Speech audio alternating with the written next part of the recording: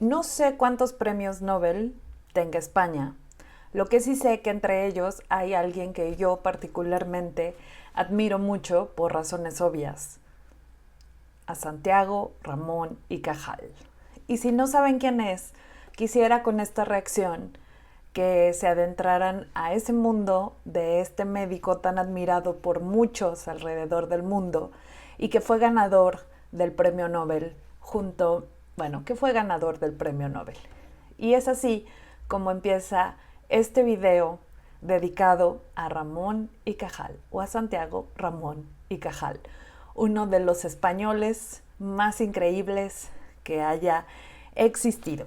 Y para eso busqué un video breve para que no se aburran, que se llama, aunque hay muchísimo en internet obviamente de él, que se llama Santiago Ramón y Cajal, descubridor de las neuronas. Así es, muy probablemente ustedes, ya que estudiaron en la escuela, ya sabían qué era una neurona, qué era un axón, qué era una dendrita y por supuesto qué era una sinapsis. Y la verdad es que todo eso se lo debemos a Santiago Ramón y Cajal. Pero bueno, ya me dejo de habladurías y vamos a ver este video que es de la Asociación Educar para el Desarrollo Humano. Y pues vamos ahí. Y es que a partir de 1900 parece que dieron sus frutos las semillas liberales plantadas en el sexenio democrático. Comienza la edad dorada de la ciencia española, época que alcanza su vértice en 1906, año en el que se le otorga el Nobel de Medicina a Santiago Ramón y Cajal. Una época de renacimiento cultural que coincide y se ve influida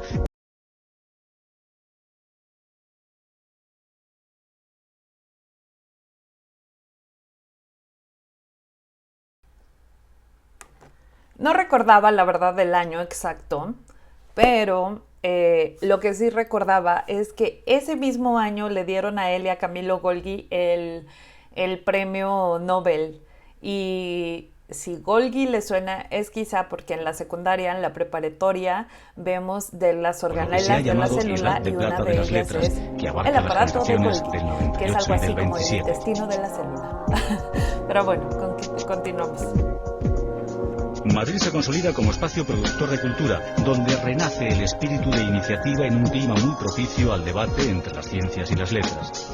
En este contexto, reavivada la polémica de la ciencia española, nace la Junta de Ampliación de Estudios, que marca un antes y un después para la ciencia en España.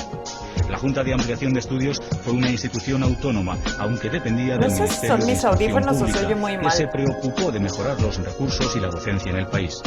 Sus mayores preocupaciones, la investigación y la renovación pedagógica. Había que formar al personal docente y acercarlo al nivel de Europa. Santiago Ramón y Cajal fue elegido presidente de la Junta desde su fundación en 1907 y ocupó el cargo toda su vida. Con Cajal, las ciencias biomédicas se convirtieron en las protagonistas de un fenómeno llamado cajalización, que creyó que era posible regenerar a España a través del cultivo de la ciencia. No hay duda que Cajal es el científico más universal que ha dado la ciencia española. Sus descubrimientos se han convertido en la base definitiva en la que se orienta. Wow. Totalmente.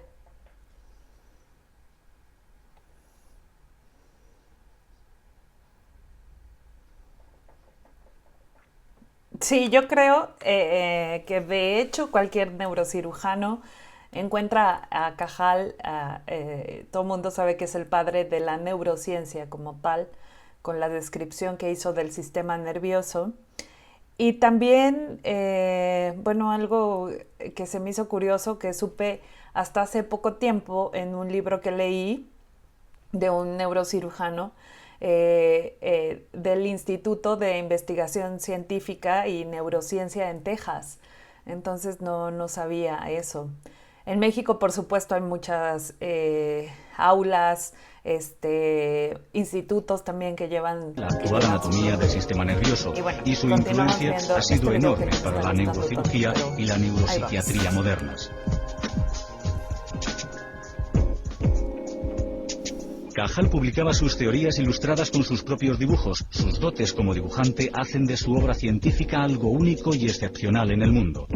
Era capaz de representar con la delicadeza de un artista complicadas formas y estructuras de varias capas que superponía en un mismo mapa. Le fascinaba el mundo de los colores, las formas y texturas que se encuentran en la naturaleza.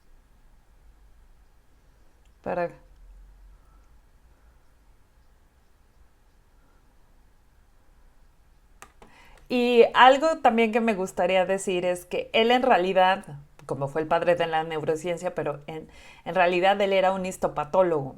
Histos viene de tejido. El histólogo es aquel que se dedica a estudiar los tejidos y patólogo las patologías, o sea, los tejidos enfermos, lo que ahora conocemos como un patólogo. Eso era Ramón y Cajal. En la terraza de su casa. Su padre, don Justo Ramón, de origen humilde y que había llegado a profesor de anatomía después de una dura lucha, estaba preocupado por las aptitudes artísticas de su hijo más rebelde. Cuando obtuvo el título de doctor, compró a plazo su primer microscopio a un almacenista madrileño por 700 pesetas. Aquella decisión encaminaría su futuro hacia la histología, que es la parte de la anatomía que estudia los tejidos. En aquel momento...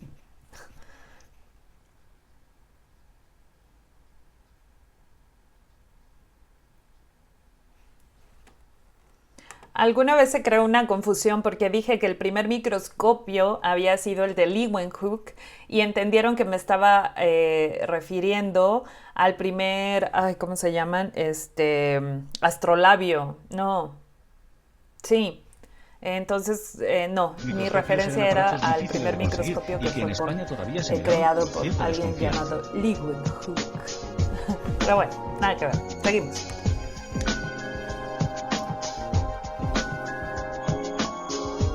Al principio curioseaba sin método, sumergido horas y horas en su pequeño laboratorio. Por las noches la excitación lo mantenía despierto. Observando las retinas, sintió lo que describió como la estremecedora sensación del insondable misterio de la vida. Navegando en la organización microscópica del ser humano, Cajal, que hubiera querido ser pintor, descubrió en el microscopio todo un universo de magia en el que entraban en juego tanto la razón como la imaginación. Sin su microscopio no hubiera descubierto la neurona y su destino habría sido otro. Cada aspecto de la personalidad de Cajal resulta interesante. En 1898 se publicó su discurso de ingreso en la Academia de las Ciencias titulado Reglas y consejos para la investigación biológica, los tónicos de la voluntad, donde animaba a los jóvenes investigadores a que regeneraran al país tras el desastre del 98. Pero Cajal no fue solo un científico encerrado en su laboratorio. Su compromiso con la ciencia y la sociedad le hizo tomarse muy en serio su papel de pedagogo.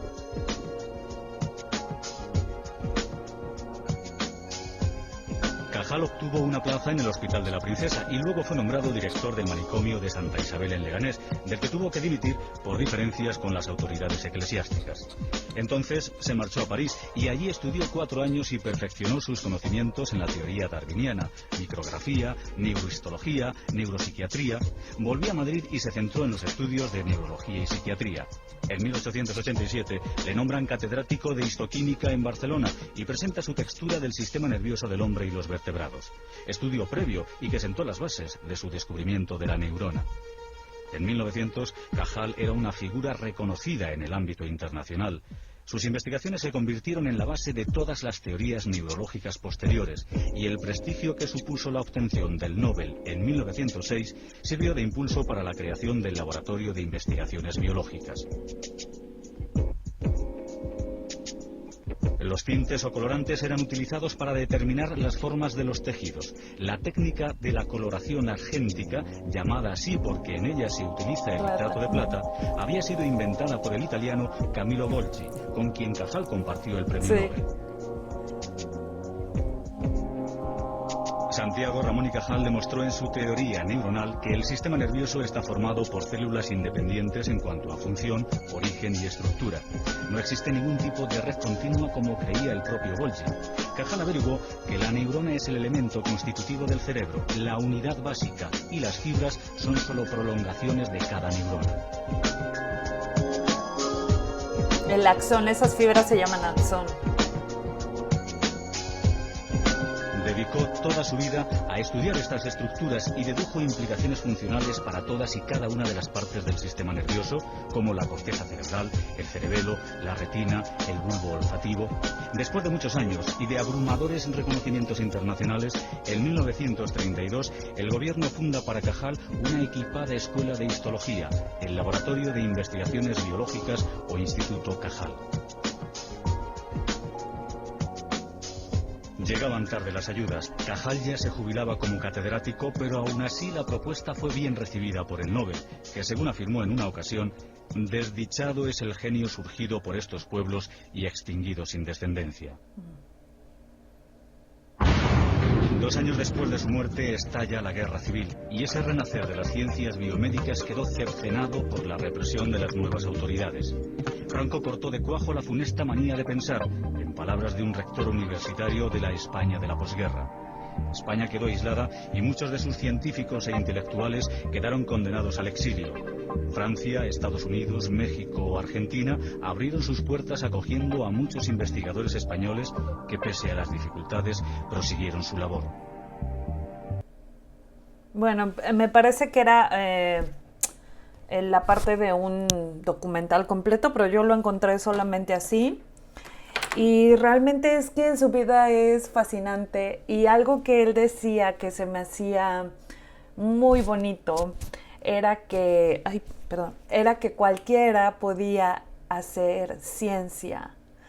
Es decir, popularizar y creer que la ciencia es para todos me parece increíble porque de alguna forma siempre ha sido como una especie de élite o para algunos algo inalcanzable. Entonces él creía que todo aquel que se lo propusiera podía ser capaz de ser un científico y hacer buena ciencia.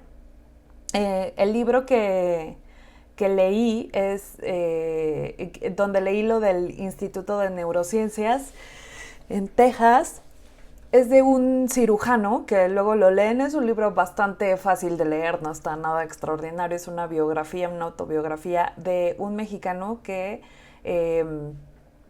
cruzó primero como mojado, es decir, como ilegal, trabajó mucho tiempo como indocumentado recolectando tomates y acabó siendo uno de los más famosos neurocirujanos en Estados Unidos.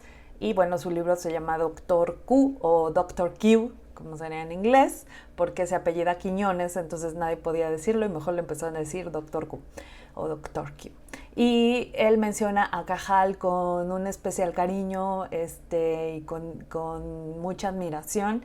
Y yo creo que en el mundo muchos médicos lo admiramos de verdad, porque realmente el descubrir el funcionamiento de la neurona abrió el mundo médico, pues, es decir, es como el sistema inmunológico, lo que hizo no fue poca cosa. Y bueno, yo sabía que le habían dado junto el Nobel con Golgi, pero no sé por qué pensé que era como que habían hecho algo no inconexo, pero no en conjunto, o sea que eran cuatachos. Y la verdad es que es fabuloso. Ojalá busquen alguna biografía, seguramente muchos ya sabían quiénes eran. Y deberían estar muy orgullosos sé que lo están, y ojalá si alguno no sabía de este gran médico, bueno, pues hoy se haya enterado. Y la verdad es que es una de mis personalidades favoritas en la vida. Así que, bueno, pues espero que de verdad les haya gustado esta reacción y espero que ahora que pasen por cualquier Instituto Cajal en España se acuerden de esta reacción y se acuerden del padre de la neurociencia y todo lo que el mundo de la medicina actual le debe a este hombre, que es muchísimo. Así que nos vemos pronto. Yo soy Etzabel. Bye bye.